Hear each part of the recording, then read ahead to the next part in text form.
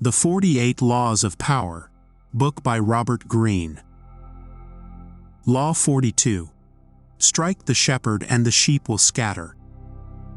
In Law 42, strike the shepherd and the sheep will scatter, the essence revolves around the recognition of trouble emanating from a single strong individual who undermines harmony and cohesion within a group.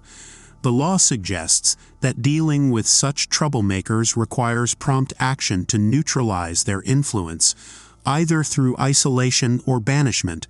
This principle draws from historical examples, such as Athens' use of ostracism to maintain the stability of its democracy and the strategic moves of leaders like Pericles and Themistocles. Observance of the Law 1. The Athenian example. In ancient Athens, the implementation of ostracism showcased the city-state's awareness of the dangers posed by individuals who prioritized personal ambitions over the common good. The Athenians employed a system where citizens could vote to banish an individual for 10 years if their name appeared on 6,000 ballots.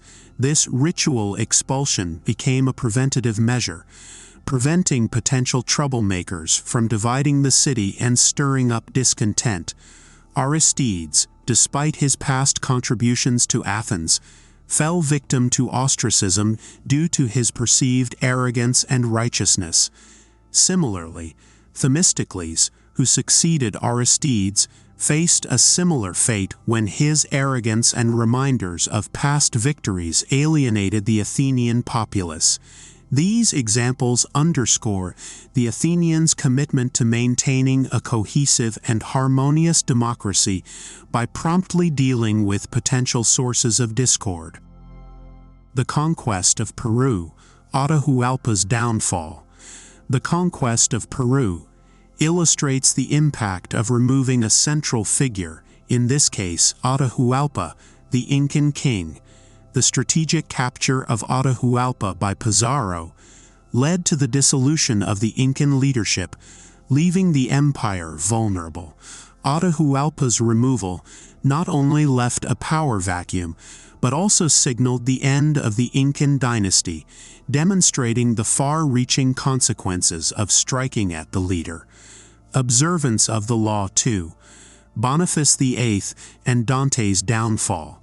The historical example of Pope Boniface VIII's manipulation of Florence and Dante Alighieri exemplifies the power of isolating a key figure to achieve a desired outcome.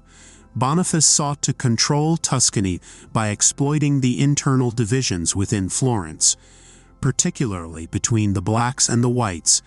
Dante, a prominent white supporter, became the target for isolation. Through a combination of threats and promises, Boniface effectively removed Dante from Florence, leading to the city's eventual collapse into chaos. Interpretation and application of the law. The Athenian examples emphasize the importance of recognizing troublemakers within a group and taking decisive action to prevent their influence from spreading. The overarching lesson is to identify and isolate the source of discontent before it becomes unmanageable. The law advises against futile attempts to reform or appease troublemakers, advocating instead for their removal to maintain the group's stability.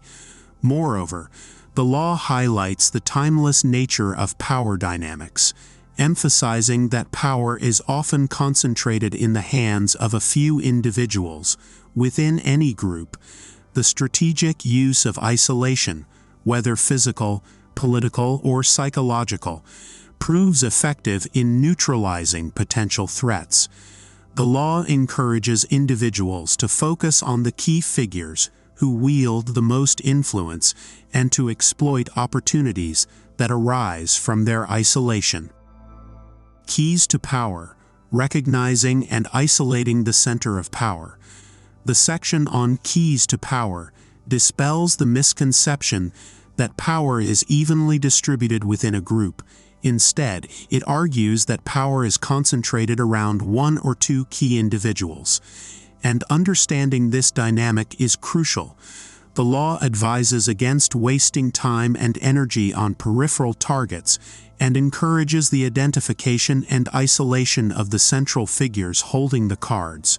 Drawing on examples from various contexts, the section emphasizes the strategic importance of isolating the enemy's power, whether in chess, the game of Go, or real-life power struggles. Isolating the leader or key figure weakens the entire structure.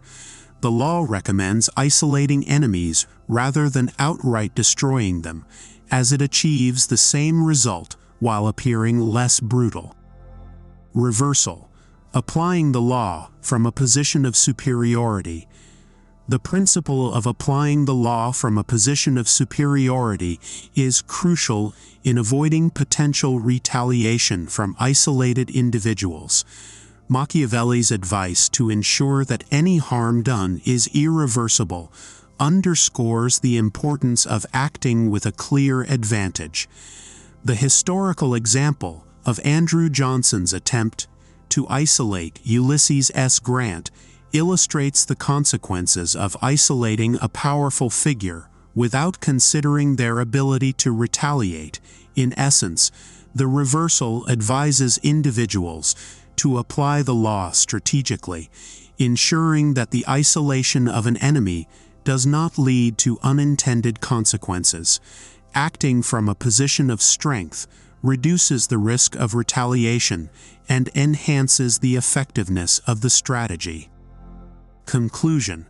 Strategic isolation for power and control. In conclusion, Law 42 advocates for the strategic identification and isolation of key figures within a group to maintain stability and exert control. Drawing on historical examples from Athens, Peru, and Florence, the law provides insights into the timeless dynamics of power.